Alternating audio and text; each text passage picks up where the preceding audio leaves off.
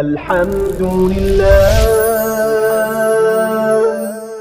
نستغفره ونؤمن به ونتوكل عليه ونعوذ بالله من شرور أنفسنا ومن سيئات أعمالنا من يهده الله فلا مضل له ومن يضلله فلا هادي له ونشهد أن لا إله إلا الله ونشهد أن محمدا عبده ورسوله.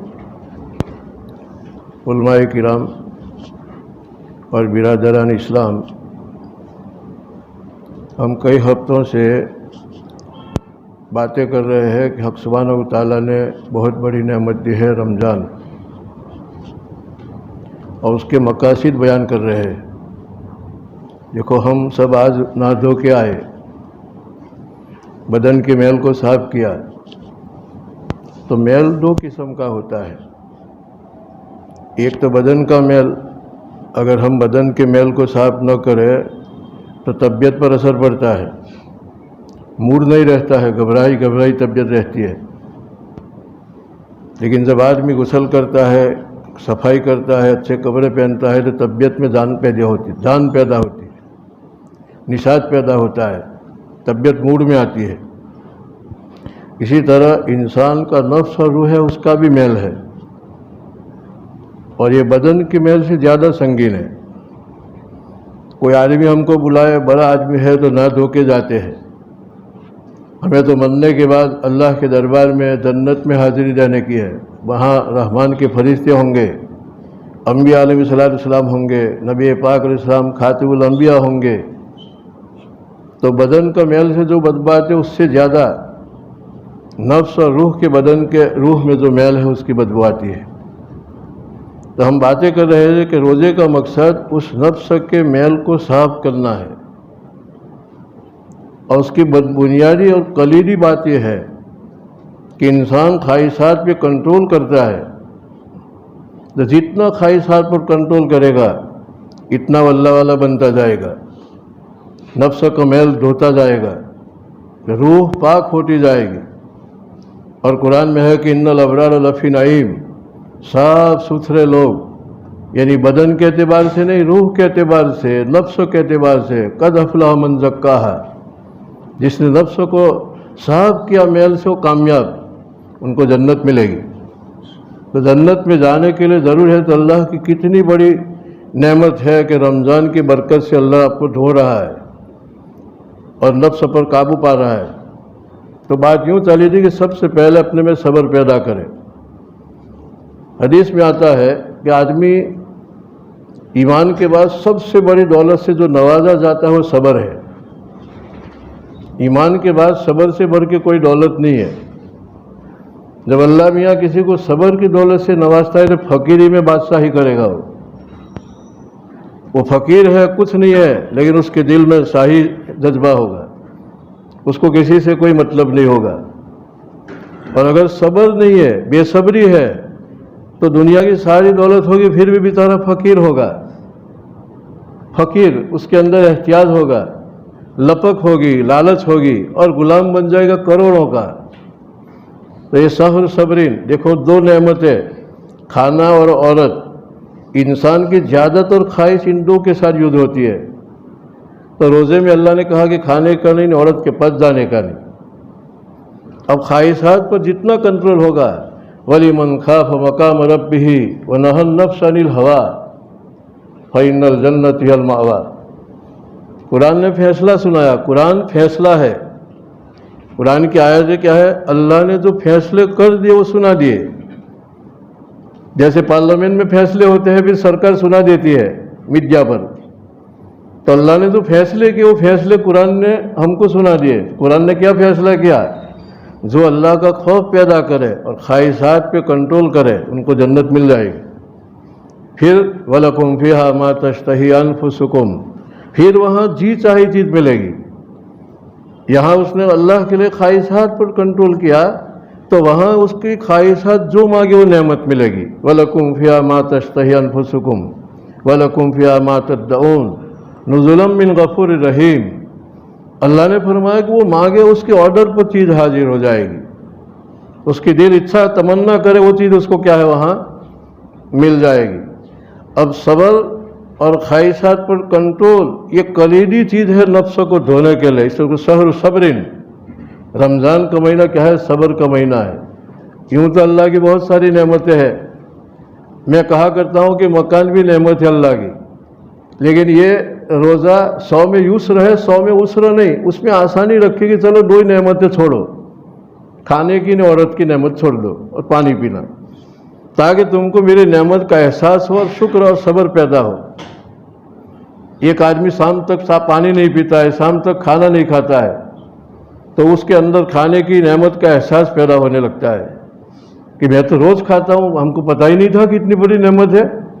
چند گھنٹوں سے میں اس سے الگ ہو گیا تو کیا حالت ہو رہی ہے. پانی میں تو کتنا پیتا ہوں. تو نعمت کا بھان دلانے کے لیے اس لیے قرآن نے روزے کے مقصد میں کہا تاکہ شکر کی کیفیت پیدا ہو، صبر کی کیفیت پیدا ہو. تو ایک تو احساس پیدا ہوگا تو دل کے اندر سے ابال ہوگا شکر کا. جیسے آدمی بورنگ کرتا ہے تو اندر سے کیسے پانی کا ابال ہوتا ہے، تو پھر وہ زبانی شکر نہیں ہوگا، اندر سے شکر ہوگا کہ میں تو کتنا کھاتا ہوں، کتنا پیتا ہوں. خالی 2 نعمتیں، مکان بھی نعمت ہے. اگر اللہ یوں کہہ رہے کہ روزہ اس سے کہے کہ ہر نعمت چھوڑ دے، سونا نعمت ہے اس کو بھی چھوڑ دے، مکان نعمت ہے گھر میں نہیں رہنے کا، رمضان میں باہر رہنے کا، مکان چھوڑو، تو کتنی تکلیفیں ہو جاتی. لیکن خالی 2 نعمتیں یہ علامت ترکی ہے، یعنی صرف نمونے کے طور پر، بھان دلانے کے طور پر کہا کہ خالی کھانا چھوڑو نہیں عورت چھوڑو. تو تم کو احساس ہوگا کہ اللہ کی کتنی نعمتوں کو میں یہ کر رہا ہوں. تو خیر صبر اور شکر یہ 2 صفت پیدا کرے. دوسرے نمبر پر مصیبت پر آدمی صبر کرے. تو مصیبت کسے کہے؟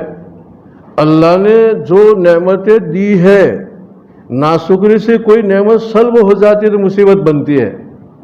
جیسے تندرستی بہت بڑی نعمت، عافیت بہت بڑی نعمت، لیکن ناشکری پر حق سبحانہ و تعالیٰ تندرستی نے عافیت لے لے، اب مصیبت آ گئی بیماری کی. اب بیماری کی مصیبت آئی تو اللہ نے ہم کو ہدایت فرمائی کہ صبر والے لوگ جن کو ہم نے صبر کی صفت دی، اذا اصابتہم مصیبہ، جب کوئی آفت آوے، مصیبت آوے تو یوں کہے انا للہ و انا الیہ راجعون. انا للہ و انا الیہ راجعون کو سمجھ کے پڑھے تو مصیبت ہلکی ہو جائے گی. اس کا ترجمہ یہ ہے کہ ہر نعمت اللہ کی ہے اور اللہ جب چاہے نعمت لے سکتا ہے. ما بکم من نعمت فمن اللہ، ما بکم من نعمت فمن اللہ. جو بھی نعمت تمہارے پاس ہے تمہاری نہیں، اپنی ذات بھی اپنی نہیں، وہ کسی کی ہے، وہ جب چاہے لے لے. ایک آدمی کو سورت جانا ہے، دوستوں کو کہا کہ ذرا گاڑی دے دو، نہیں سورت جانا ہے کہ لے جاؤ. اور سورت جا کے آیا، اس کے دوستوں نے کہا کہ وہ گاڑی لاؤ مجھے چاہیے، تو اس کو تکلیف نہیں ہوگی، اس لیے کہ پہلے سے ذہن میں بنا کہ گاڑی میری نہیں ہے، یہ تو وہ مالک وہ ہے، مجھے عاریتاً دی ہے سورت جا کے آنے کے لیے، تو اس کو کوئی تکلیف نہیں ہوگی. اسی طرح آدمی جب یوں کہا کہ انا للہ و انا الیہ راجعون، میں خود میرا نہیں، کوئی نعمت میری نہیں، اب اللہ جب چاہے اس کی مرضی ہے لے لے، جب چاہے دے، تو بیماری میں بھی مزہ آئے گا، بیماری میں بھی لٹ پائے گا کہ نعمت تھی، تندرستی جو اللہ نے دی تو وہ تو ان کی ہے، وہ لے بھی لے. عافیت تھی، الجھن نہیں تھی، لیکن عافیت لے لی، الجھنیں آئی ہر لائن کی، کھانا داری لائن کی الجھن ہے، باہر کی لائن کی الجھن ہے، عافیت لے لی. عافیت نعمت تھی، اور یہ تو اللہ کی نعمت ہے، گاڑی ان کی تھی، جب چاہے لے لے، جب چاہے دے، میری تو ہے نہیں. تو جیسے دنیاوی چیزوں میں ہم نے ذہن بنا لیا کہ میرا نہیں تو مانگے تو تکلیف نہیں ہوتی، وہ گاڑی واپس لے لے تو تکلیف نہیں ہوتی. تو صبر والا جب مصیبت پر یوں کہتا ہے سمجھ کے انا للہ و انا الیہ راجعون، یعنی بھائی تو سب اللہ کی ہے، اللہ جب چاہے لے لے اور اللہ ہی کی طرف جانا ہے، تو اللہ اس کی وجہ سے مصیبت کو ہلکا کر دے گا. دوسری بات ہم نے یہ کی تھی کہ آدمی بیمار کے پاس جاوے جو، تو صبر میں اس کو کیا ہے، مضبوطی ملے گی، اس کو تندرستی ہے، اس کے پاس عافیت ہے. بیمار کی عادت کو جائے گا تو اس کی صبر مضبوط ہوگی، اللہ کا شکر اس کے اندر پیدا ہوگا کہ اللہ نے مجھے صحت دی، ان کے پاس گیا. اس لیے نبی پاک علیہ السلام نے ایک نظام بتایا کہ جب کوئی بیمار آدمی کے عیادت کے لیے جاتا ہے تو خاص فی الرحمت، اللہ کی رحمت میں گوٹا مارتا ہے، حتی جلس، یہاں تک کہ بیمار کے پاس جب جا کے بیٹھتا ہے تو ڈوب جاتا ہے اللہ کی رحمت میں. اللہ کی رحمت میں ڈوب جاوے अल्लाह की रहमत में डूब जावे, कितनी बड़ी बात। हदीस में आता है कि उदुल मरीज, बीमार हो तो उसकी इयादत को जाया करो।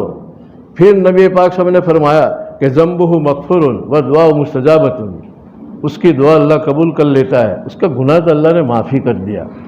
बीमारी में सब्र किए, इन्ना लिल्लाह बोला तो गुनाह तो अल्लाह ने माफ़ कर दिया, और उसकी दुआ क्या है, मकबूल होती है। चुनांचे आता है कि उदुल मर्जा, बीमारों के पास जाया करो और लजाजत से उनको यूँ कहो कि मेरे लिए दुआ कर दो। नहीं, हदीस में आता है कि जब तक बीमार दुरुस्त नहीं होता, तंदुरुस्त नहीं होता, मुस्तजाब दावत होता है, उसकी दुआ अल्लाह मंजूर कर लेता है, उसकी दुआ अल्लाह क्या है, कबूल कर लेता है। तो हर लाइन अल्लाह ने और शरीयत ने हमको ऐसी बताई कि उससे हम फ़ायदा ले रहे हैं। जैसे आज के अभी के मौजूदा ज़माने में, मौजूदा हाल में हज़ारों इंसान बीमार है, तो बीमार की आदत इसे ऐसी है जैसे कोई सामने मिले तो अस्सलाम वालेकुम। हदीस में आता है कि कोई भी मिले तो सलाम पढ़ो, अपना हो कि पराया हो। इसी तरह बीमार पड़े तो इसकी आदत को जाओ, ये हक के इंसान है, हक के मुस्लिम भी नहीं, हक के इंसान, इंसानियत के हुकूक में से है। लेकिन हम दवाखाने जाते हैं, किसी ने कहा कि तुम्हारा भाई बीमार है, तो दवाखाने में दाखिल होने के बाद दाईं तरफ बाईं तरफ कितनी चारपाया, लेकिन हम चलते ही रहते हैं और अपने भाई के पास जाके खड़े हो जाते हैं। जैसे सलाम का हुक्म है कि ऐसा नहीं कि अपने पहचान वाले को तो अस्सलाम वालेकुम कहने का, ये हक के मुस्लिम है, कोई भी मुसलमान मिले तो अस्सलाम वालेकुम।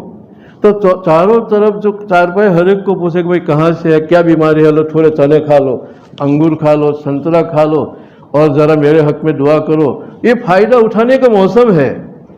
तो मोमिन को अल्लाह ने ऐसी तालीम दी इस्लाम ने कि हर हालत में पुरमगन, हर हालत में उसको क्या है, सुकून, मरन ज मरन। एक तो ये बात की थी। तीसरी बात हमने यूँ की थी कि हम सुबह शाम जो खाना खाते हैं तो अल्लाह से रिज़्क़ हलाल मांगे। रिज़्क़ हलाल अगर नहीं है, पेट के अंदर अगर अल-आज़ुबिल्लाह हलाल की रोजी नहीं पहुँची है, तो फिर हदीस में आता है कि उसकी दुआ कबूल नहीं होती है। अन्ना युस्तजाब, अल्लाह के रसूल, प्यारे रसूल फरमाते हैं कि उसकी दुआ कैसे कबूल हो। मतअमो हराम, मलबसो हराम, मशरबो हराम, खाना पीना हराम, लिबास हराम, तकिया हराम, बिस्तर हराम, हर चीज़ हराम, तो क्या है उससे नहीं। अल्लाह के रसूल सामने कितनी जानदार मिसाल दी कि अल हलाल बैयिन वल हराम बैयिन। हलाल मैंने साफ कर दिया कि ये चीज़ हलाल है, हराम को मैंने साफ कर दिया कि ये चीज़ हराम है। हलाल हराम के बीच में मुश्तबे है, धचू पचू चीज़ है कि पाक है कि नापाक है, ये हलाल है कि हराम है। हराम से बचने के लिए धचू पचू चीज़ को भी छोड़े कि नहीं खाना है। तुम्हारे सामने 10 मटके हैं, 10 मटकों में से एक मटके में क्या है, जहर डाला है और 9 में नहीं डाला है, लेकिन मालूम नहीं कि कौन से मटके में जहर डाला है। तो जहर वाले मटके से बचने के लिए 10 मटकों का पानी नहीं पिएंगे हम। हालांकि एक मटके में है, 9 में तो नहीं है, लेकिन कदाच इसमें हो तो सबको नहीं पीते हैं। इसी तरह हराम के अंदेशे से उसको भी छोड़े तो उसने अपने दीन की हिफाजत कर ली। अब वरना नहीं। आपने सामने फरमाया अला अन्न फिल जसद मुजगतुन इज़ा सलुहत सलुहल जसद कुल्लु व इज़ा फसदत फसदल जसद कुल्लु अला वही अल क़ल्बु। इंसान के बदन में एक बोटी है जिसको दिल कहते हैं, वो बना तो पूरा बना, दिल बना तो पूरा बना, आँख भी बनी, कान भी बना, जुबान भी बनी, दिल भी बना, ईमान भी बना, सब बना, और वो बिगड़ा, पूरा बिगड़ा। वाटर हाउस के अंदर मुर्दा कुत्ता डाल दिया, वो फूल के फट गया, उसके बदबू से पानी बदबूदार हो गया। अब 500 नल 500 रुपये वाले स्टील के हैं, लेकिन हर नल में पानी बदबूदार जाएगा। इस बिना के ऊपर के वाटर हाउस के अंदर क्या है, तुमने मरा हुआ मुर्दा कुत्ता डाला है, इसकी बदबू आएगी। पहले उस कुत्ते को बाहर निकालो, फिर कंकी को धो, फिर पाक पानी डाल के उस पर गुलाब डालो तो खुशबूदार पानी आएगा। नबी पाक साहब ने कितनी जानदार मिसाल दी कि तुम्हारे बदन की टंकी दिल है, अगर हराम की रोजी से तुम्हारी टंकी खराब हो चुकी है, तुम्हारी आंखों में भी ख़यानत होगी, जुबान में झूठ सप्लाई होगी, कानों में गिबत का सुनना सप्लाई होगा, तुम्हारी सोच किसी को फायदा पहुंचाने की नहीं होगी। तुम्हारी सोच के अंदर यूँ होगा कि किसी के टाँटिए तोड़ूं और किसी के पास से छेटल लूँ। क्यों? टंकी के अंदर अगर कुत्ता है तो हर नल से क्या है बदबूदार पानी आएगा। आपने सामने कितनी जानदार मिसाल दे के हलाल खाने की तरफ रगबत दिलाई। अला अन्न फिल जसद मुज़गा, इंसान का दिल हुकूमत करता है आँख पे, कान पे, जुबान पे, दिल पर। अगर उसके अंदर पाक ग़िज़ा पहुँची है तो उसके दुनिया के काम के अंदर भी दीन होगा, और वहाँ अगर क्या है खराबी है तो उसके दीन के काम के अंदर भी गंदगी होगी। मैं यूँ कहा करता हूँ, एक आदमी ने अगरबत्ती बनाई, लेकिन अगरबत्ती के ऊपर गोबर से क्या है उसका पाउडर चढ़ाया, मसाला चढ़ाया, और बिल्ली का गोबर। अब उसको जलाएगा तो बदबू आएगी, बहुत बदबू आएगी। कोई कहेगा कि अगरबत्ती में खुशबू नहीं आती है, कि खुशबू ना आए, क्योंकि उसका जो मसाला है वो बिल्ली का पाखाना है। लेकिन अगर गुलाब है तो खुशबू आएगी, केवड़ा है तो खुशबू आएगी। इंसान जो रोटी खाता है पेट में जाती है, और पेट में जाने के बाद पड़ी रहती है 4 घंटा। 4 घंटा पड़ी रहने के बाद अब वो लीवर में जाती है, कलेजे में खून बनने के लिए। फिर वहाँ कलेजा उसको अपने में लेता है ना, खून बनाता है। फिर किडनी उसमें से कचरा ले लेती है, पेशाब की शक्ल में बाहर निकालती है, और यूं मुंह होता है किडनी का। जब खून लीवर से दिल की तरफ आता है तो वहाँ से एकदम कचरा चूसती रहती है किडनी, और इसको फिल्टर कर देती है ना, वो मसा में ने पेशाब में निकाल देता है कचरा। अब वो खून दिल में आता है, दिल में आने के बाद वो गरम गरम गरम होता है, और जैसे कोई आदमी बीड़ी पीता है ना, ऊपर धुआं उड़ता है, इस तरह से उसमें क्या एक भाप पैदा होती है। उसमें इतनी बड़ी ताकत अल्लाह पैदा करता है कि वो ग़िज़ा से बने हुई रूह है।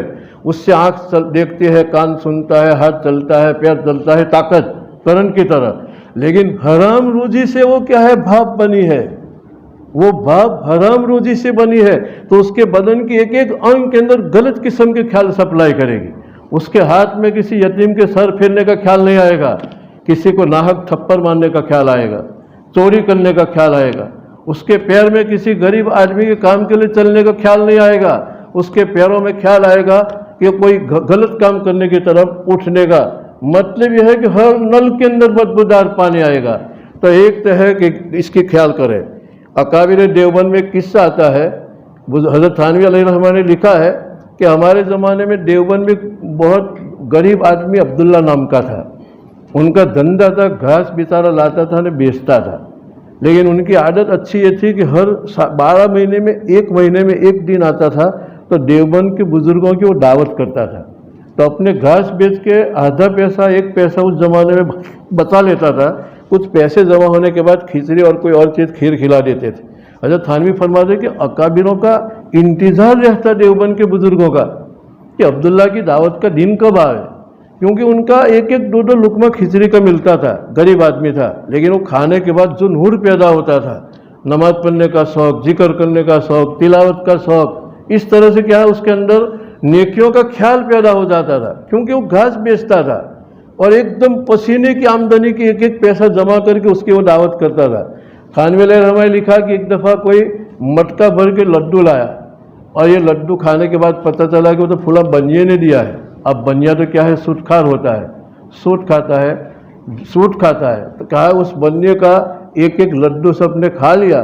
खाने के बाद हजम हो गया। उसके बाद जो गलत किस्म के ख्याल दिमाग में आने लगे, यूँ आवे कि देवबंद से किसी को पकड़ लावे, किसी नौजवान लड़की को पकड़ लावे न उससे गलत काम करे, इस किस्म तक के ख्याल आता है। यूँ लिखा है। तो देखो, एक हराम के सूट का, व्यास का लड्डू पेट में गया तो उसका असर पड़ा कि नहीं। तो एक तो रोजी हलाल की हो। अब अल्लाह ने ख्वाहिशात पर कंट्रोल करवाया, खाना नहीं खाता, पानी नहीं पीता है, तमन्ना है फिर भी, तो फिर हराम से बचना उसके लिए बहुत आसान हो जाता है। तो रोज़ा जो है तमरीन करवाता है, प्रैक्टिस करवाता है, प्रैक्टिकल करवाता है सब्र की, हलाल खाने की, इसी तरह बहुत सारी चीज़ों की। ये अल्लाह की बहुत बड़ी नेमत है। तीसरी एक बात यह है कि हमने नमाज़ें पढ़ी, तरावी पढ़ी, कुरान कितने ख़त्म किए, सदक़ात कितने ख़त्म किए। शैतान हमारा दुश्मन है। अब दिल में यूँ लगता है कि मैं फलां से अच्छा हूँ, फलां से अच्छा हूँ, उसको खुद भी नहीं कहे। ये इतना ख़तरनाक मर्ज है खुद भी नहीं, यानी अपने को दूसरे के मुकाबले में अच्छा समझना, अपने की निस्बत से दूसरे को गुनहगार समझना। कि इमाम शेख सादी अलैहिर्रहमान ने गुलिस्तान बोस्ता में किस्सा लिखा है کہ حضرت عیسیٰ علیہ السلام جنگل سے آ رہے تھے اور ایک بہت بڑا بزرگ تھا عابد اس کی جھونپڑی کی طرف جا رہے تھے. اس عابد نے دیکھا کہ نبی آ رہے ہیں تو جلدی جلدی باہر نکال کے آنکھیں بچھاتے ہوئے لے گئے احترام کے ساتھ. تو اس جھونپڑی کے سامنے ایک گنہگار آدمی رہتا تھا. وہ اتنا گنہگار تھا کہ شیطان بھی اس سے شرماتا تھا. ان کا نام عمل پورا کا پورا شیخ سعدی لکھ رہے ہیں. وہ دل ہی دل میں بیچارہ پچھتا رہا ہے. جیسے روشنی کو پروانہ دیکھے نے بےتاب ہو، عیسیٰ علیہ السلام کو دیکھ کر بےتاب ہو رہا ہے کہ کیا نبی، اور وہ کتنا خوش قسمت ہے کہ اس کو پیر دھونے کا موقع ملا. میں کتنا گنہگار ہوں کہ میں تو وہاں پہنچ ہی نہیں سکتا ہوں. اور دل میں کہہ رہا ہے کہ اے اللہ گناہ مبخش اے جہاں آفری، اگر بابن آیت فبئس القرین، اے اللہ میرا گناہ معاف کر دینا. یہاں گناہ کی وجہ سے میں اتنی بڑی نعمت سے محروم ہوں کہ وہاں جا نہیں سکتا ہوں، تو تیرے پاس آنے کے بعد میں جنت سے محروم ہو جاؤں گا. اے اللہ میرا گناہ تو معاف کر دینا. وہ عابد عبادت کرتے اس کے دماغ میں شیطان یہ ڈالا تھا کہ میں تو بہت اچھا ہوں اور پھلا تو ٹھیک ہے. تو وہ گنہگار کو دیکھ کے سوچ رہا ہے کہ یہ کمبخت یہاں نہ آوے تو اچھا، ورنہ ان کی وجہ سے میں کیا ہے شیطان بن جاؤں گا. وہ یوں خود کہا کہ ہمیں رنجم ارتلتے نہ خوشش کہ مبادہ آتشت درمن آتشت، کہ میں اس سے اس لیے ناراض ہوں کہ اس کی نحوست کیا میرے کپڑوں کو نہ لگ جائے. کہ وہ محسد حاضر سوت انجمن خدایا تو باؤ مکن خسر من، اے اللہ قیامت کے دن محشر میں اس گنہگار کو میرے پاس مت آنے دینا ورنہ میری بازی بگاڑے گا. اللہ نے عیسیٰ علیہ السلام کو کہا کہ دونوں کی دعا قبول کر لی. گنہگار نے یوں کہا تھا کہ اللہ میرا گناہ معاف کر دینا، اگر قیامت کے دن میرے پاس یہ گناہ ساتھ رہے گا تو بہت برا ساتھی ہوگا. یہ دعا بھی معاف قبول کر لی نے اس کو جنت دے دی. اس نے یوں کہا تھا کہ اللہ محشر میں اس کو میرے ساتھ مت رکھنا، تو اللہ نے عیسیٰ کو کہا کہ ان کو کہہ دے کہ تو ان کے ساتھ جنت میں نہیں جائے گا تو جہنم میں جائے گا. دیکھو خود بھی نہیں، شیطان نے کئی ہزار سال عبادت کی، لیکن حضرت آدم علیہ السلام کے سامنے وہ کہا کہ انا خیر منہ، اس سے تو میں بہت اچھا ہوں، یہ تو ابھی بنا ہے اور میں تو سالوں سے عبادت کرتا ہوں. بس اتنے جملے نے اس کو شیطان بنا دیا. تو اگر ایسا نہ ہو کہ ہماری تلاوتیں، ہماری تراویح، ہماری تسبیحات، ہمارے روزے شیطان یوں خیال دل میں پیدا کریں کہ میں فلا سے اچھا ہوں، اور پھر الاعوذ باللہ یہ کیا ہے الٹا اثر پر ہے، فساد کے صلاح کے بجائے فساد ہمارے اوپر مسلط ہو جائے.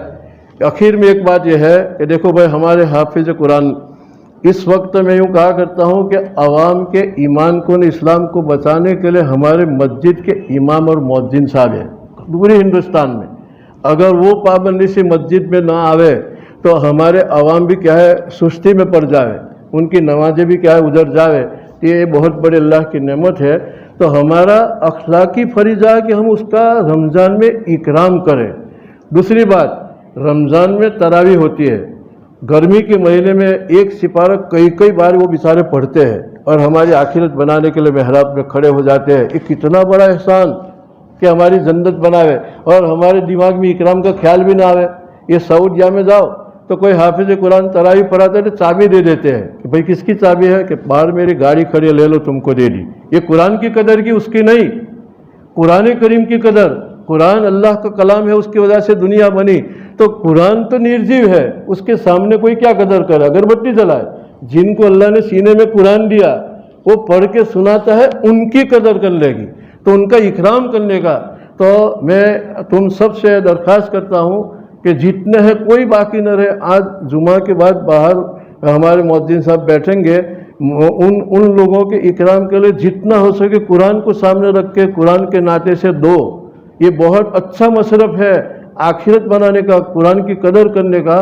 ہو سکتا ہے کہ اس کی وجہ سے سبحانہ تعالیٰ نجات پر ہمارا خاتمہ کرے، مرتے وقت ہم کو کلمہ نصیب ہو کہ ہم نے قرآن کی کیا ہے قدر کی. ہم کیا ہے بیڑی سگریٹ کے اندر فضولیات میں کروڑوں روپیہ خرچ کر ڈالتے ہیں اور ایک حامل قرآن کا اکرام نہ ہو سکے، جن سے ہمارے عوام کا ایمان بچا، اسلام بچا، ان کا اکرام نہ. کوئی ہمارا دودھ لا لیتا ہے تو ہم اس کو 10 روپے نکال کے دے دیتے ہیں. تو ایک 24 گھنٹہ محنت کر کے قرآن پڑھے، اس کا کوئی بھی اکرام نہ ہو جس نے ہماری جنت بنائی. یہ سوچنے کی بات ہے. یہ رواج نکل رہا ہے، پھر کوئی حافظ قرآن بھی نہیں ملے گا، کوئی امام بھی نہیں ملے گا. یہ بہت بڑی قربانی ہے. تو اس کو تازہ کرنا چاہے نا، اس رواج کو اور زیادہ مضبوط کرنا چاہے. اللہ تعالیٰ ان باتوں کو ہمارے دل میں جما دے. وآخر دعوانا الحمد للہ رب العالمین.